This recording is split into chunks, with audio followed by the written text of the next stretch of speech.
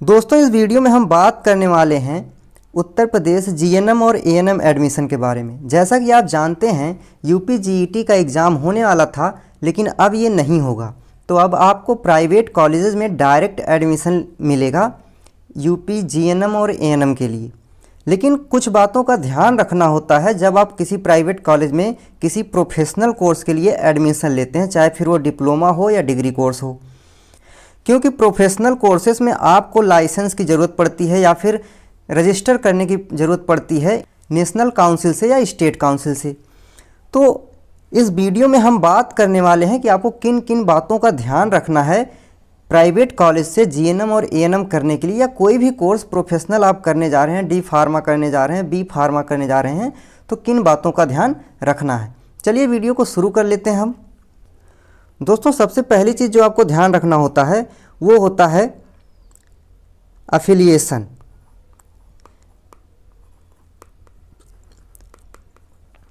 Affiliation या फिर recognition. आपको सबसे पहले आपको ये पता करना है कि जिस कॉलेज में आप एडमिशन ले रहे हैं वो स्टेट नर्सिंग काउंसिल से या इंडियन नर्सिंग काउंसिल से रजिस्टर्ड है कि नहीं, उसे कितने सीट्स की परमिशन दी गई है स्टेट काउंसिल से या इंडियन नर्सिंग काउंसिल से। ये चीज़ बहुत ज़रूरी है पता करना, क्योंकि अगर ऐसा नहीं होगा, वो रजिस्टर्ड कॉलेज नहीं होगा, तो आपके स्कॉलरशिप आने में प्रॉब्लम होगी, पहली चीज़। दूसरी चीज़, जब आप कोर्स फाइनल भी कर लेंगे अगर कैसे भी करके, तो जब रजिस्टर करने के लिए जाएंगे तो वहाँ पर आपको रजिस्टर नहीं किया जाएगा। साफ कह दिया जाएगा कि भाई आपका कॉलेज हमारे यहाँ रजिस्टर्ड नहीं है, इसलिए आपकी डिग्री या डिप्लोमा हमारे लिए कोई वैल्यू नहीं रखती है। तो फिर आपका 3 से 4 साल 2 साल बेकार चले जाएंगे। इस बात को ध्यान में रख के आपको सबसे पहले ये चीज़ पता करनी है कि उस कॉलेज का एफिलिएशन है कि नहीं, वह स्टेट नर्सिंग काउंसिल से या इंडियन नर्सिंग काउंसिल से रिकॉग्नाइज्ड है या नहीं। सबसे पहली चीज़ आपको यही पता करनी है। उसके बाद दूसरे नंबर पर आपको आना है। दूसरे नंबर पर आप देखेंगे वहाँ पर क्लिनिकल की क्या व्यवस्था है। दोस्तों जब आप मेडिकल फील्ड की बात करते हैं किसी भी डिप्लोमा या डिग्री के बारे में, तो सबसे ज़रूरी होता है वहाँ पर प्रैक्टिस की। अगर उस कॉलेज में क्लिनिकल करने की व्यवस्था नहीं है तो फिर वहाँ पर जीएनएम एएनएम में एडमिशन लेना बेकार हो जाएगा। सबसे पहले आप उनसे पूछिए या फिर पता करिए, कोई कॉलेज में बच्चा पढ़ता हो आपके जानने वाला या आसपास में मिल जाते हैं, उनसे पूछिए कि क्लिनिकल कैसे करवाता है वो कॉलेज, कहाँ पे ले जाता है। अगर उसके पास व्यवस्था नहीं है तो किस हॉस्पिटल से संबंध है, महीने में कितने दिन आपको वो क्लिनिकल करवाएगा। ये बहुत ही ज़रूरी चीज़ है, क्योंकि अगर आप क्लिनिकल नहीं करेंगे तो क्या सीखेंगे। क्योंकि जो एएनएम जेएनएम का कोर्स है उसमें सब कुछ प्रैक्टिस का ही है। जो भी आपको सिखाया जाएगा बिना प्रैक्टिस किए आपको नहीं आएगा। थियरी पढ़कर आप एएनएम जेएनएम में एक्सपीरियंस नहीं ले सकते हैं। अगर वहाँ आपके कॉलेज में क्लिनिकल की व्यवस्था नहीं होगी तो आपको फिर बाद में एक्सपीरियंस लेने के लिए काफ़ी समय लगाना पड़ेगा। आपको ये सारी चीज़ें सीखने के लिए बाद में बहुत टाइम देना पड़ेगा। और तीसरी चीज़ जो आपको ध्यान में रखनी है वह है प्लेसमेंट। दोस्तों अक्सर हम लोग सोचते हैं कि प्लेसमेंट जो है वो सिर्फ इंजीनियरिंग डिग्री या डिप्लोमा में मिलता है, लेकिन ऐसा नहीं है। बहुत से कॉलेज ऐसे हैं जो नर्सिंग डिप्लोमा करवा रहे हैं, बीएससी नर्सिंग करवा रहे हैं, एएनएम जेएनएम करवा रहे हैं, वो अपने यहाँ हॉस्पिटल्स को बुलाते हैं और आपका प्लेसमेंट करवा देते हैं। कॉलेज प्लेसमेंट का एक बहुत बड़ा फ़ायदा है कि हमेशा आपको नॉर्मल जॉब से अगर आप डायरेक्ट जाएंगे तो उससे 2 से 3 हज़ार रुपये ज़्यादा ही मिलेंगे। हमेशा 2 से 3 हज़ार रुपये ज़्यादा मिलेंगे आपको। भले ये बहुत ज़्यादा न लग रहा हो, लेकिन जब आपको बाद में सैलरी इंक्रीमेंट चाहिए तो ये बाद में प्रॉब्लम करेगा। यही 2-3 हज़ार रुपये आपको बहुत फ़ायदे देके जाएंगे। तो इसलिए कॉलेज में सबसे पहले ये भी आप पता कर लीजिएगा।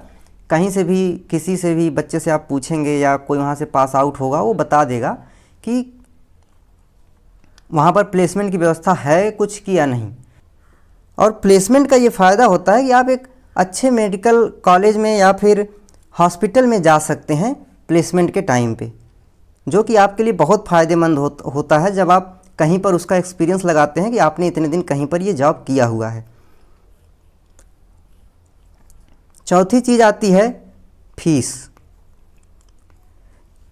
दोस्तों फीस सबसे बाद में देखा जाता है, क्योंकि फीस लगभग हर कॉलेज का प्राइवेट में सेम ही होता है, बहुत ज़्यादा का डिफरेंस नहीं होता है, इसलिए हमने फ़ीस को लास्ट में रखा है। आप फीस कम देखकर डायरेक्ट उस कॉलेज को ज्वाइन ना करें। अगर आपको अच्छे से जीएनएम एएनएम करना है, आपको नर्सिंग में करियर बनाना है, तो फिर अगर आप डायरेक्ट फीस कम देखकर वहाँ पर ज्वाइनिंग ले लेते हैं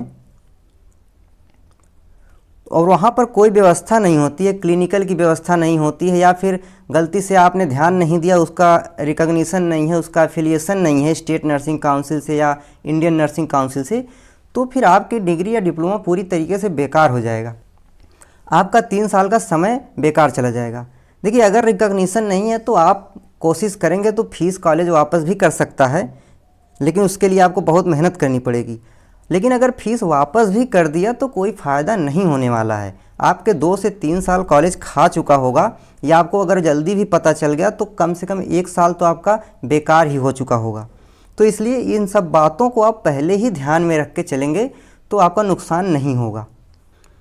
5वीं चीज़ है कि आप ढूंढिए कि उस कॉलेज से कोई पढ़ा हुआ हो, जानकारी में कोई ऐसा हो जो आपको जानता हो या आप उसे जानते हो, उससे पूछेंगे तो वो बताएगा, या फिर कॉलेज के बच्चों से ही जो वहाँ पर पढ़ रहे हैं वो भी बताएंगे। उनसे आप सही से पूछेंगे कि मुझे वहाँ पर एडमिशन लेना है तो वो बताएंगे।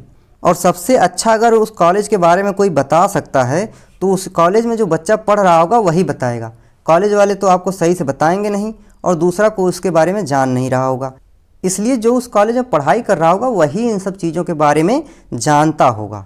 तो कोशिश करिए कि किसी को ढूंढिए, आप किसी को ढूंढिए जो आपको इन सब चीज़ों के बारे में बता सके। और अगर नहीं भी बताता है तो आप अपनी तरफ से हर संभव कोशिश करिए कि ये सारी चीज़ें पता करिए, उसके बाद एडमिशन लीजिए।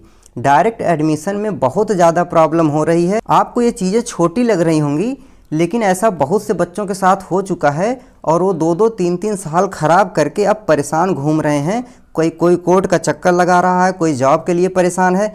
तो आपके साथ ये समस्या ना हो, इसलिए हम पहले ही आपको ये वीडियो बना के बता रहे हैं कि इन चीज़ों का पता करके तब आप एडमिशन लीजिएगा।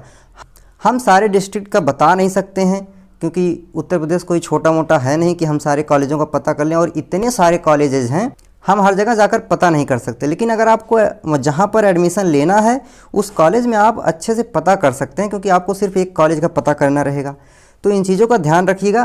पहला है कि कॉलेज का एफिलिएशन रिकॉग्निशन है कि नहीं आईएनसी से या स्टेट नर्सिंग काउंसिल से। दूसरा, वहाँ क्लिनिकल की क्या व्यवस्था है। तीसरा, प्लेसमेंट करवाता है कि नहीं कॉलेज। और चौथा, फीस पे आ जाइएगा। फीस लगभग हर कॉलेज की सेम है, 10-20 हज़ार का अंतर साल में आता, इसलिए आप उस पर ध्यान न दीजिएगा। अगर ये सारी चीज़ें सही हैं, अगर किसी कॉलेज की फ़ीस 10,000 ज़्यादा भी और ये सारी चीज़ें वहाँ पर हैं, तो वो ज़्यादा बेटर है कि कम फीस वाले के यहाँ चले जाएं जहाँ इनमें से कुछ भी नहीं है। दोस्तों आशा करते हैं कि इस वीडियो से आपको फ़ायदा ज़रूर मिलेगा।